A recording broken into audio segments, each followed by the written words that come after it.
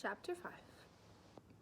The house on Egypt Street became frantic with activity as the Tulane family prepared for their voyage to England. Edward possessed a small trunk, and Abilene packed it for him, filling it with his finest suits and several of his best hats and 3 pairs of shoes, also that he might cut a fine figure in London. Before she placed each outfit in the trunk, she displayed it to him. "Do you like this shirt with this suit?" she asked him. "Or would you like to wear your black derby? You look very handsome in it. Shall we pack it?" And then, finally, on a bright Saturday morning in May, Edward and Abilene and Mr. and Mrs. Tulane were all on board the ship, standing at the railing. Pellegrina was at the dock. On her head she wore a floppy hat strung around with flowers. She stared straight at Edward. Her dark eyes glowed. "Goodbye," Abilene shouted to her grandmother. "I love you." The ship pulled away from the dock. Pellegrina waved to Abilene. "Goodbye, lady," she called. "Goodbye." Edward felt something damp in his ears. Abilene's tears, he supposed. He wished that she would not hold him so tight. To be clutched so fiercely often resulted in wrinkled clothing. Finally, all the people on land, including Pellegrina, disappeared. Edward, for one, was relieved to see the last of her. As was to be expected, Edward Tulane exacted much attention on board the ship. "What a singular rabbit," said an elderly lady with 3 strings of pearls wrapped around her neck. She bent down to look more closely at Edward. "Thank you," said Abilene. Several little girls on board gave Edward deep glances of longing. They asked Abilene if they might hold him. "No," said Abilene, "I'm afraid that he's not the kind of rabbit who likes to be held by strangers." 2 young boys, brothers named Martin and Amos, took a particular interest in Edward. "What does he do?" Martin asked Abilene on their second day at sea.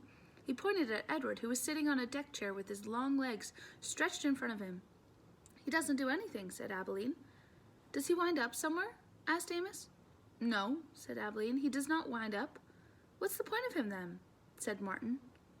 "The point is that he is Edward," said Abilene. "It's not much of a point," said Amos. "It's not," agreed Martin.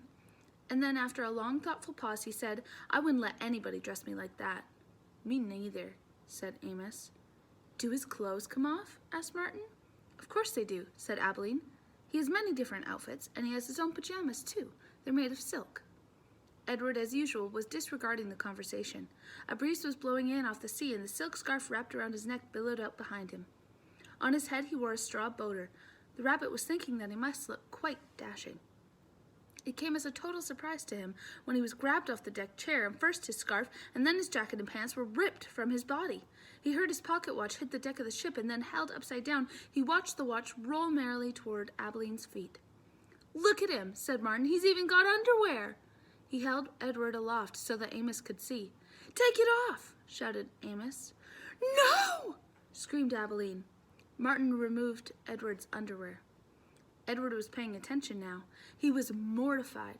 He was completely naked except for the hat on his head, and the other passengers on board the ship were looking at him, directing curious and embarrassed glances his way. "Give him to me!" screamed Abilene. "He's mine." "No," said Amos to Martin. "Give him to me." He clapped his hands together and then held them open. "Toss him," he said. "Please," cried Abilene. "Don't throw him. He's made of china. He'll break." Martin threw Edward, and Edward sailed naked through the air. Only a moment ago the rabbit had thought that being naked in front of a shipload of strangers was the worst thing that could happen to him. But he was wrong. It was much worse being tossed in the same naked state from the hands of one grubby, laughing boy to another.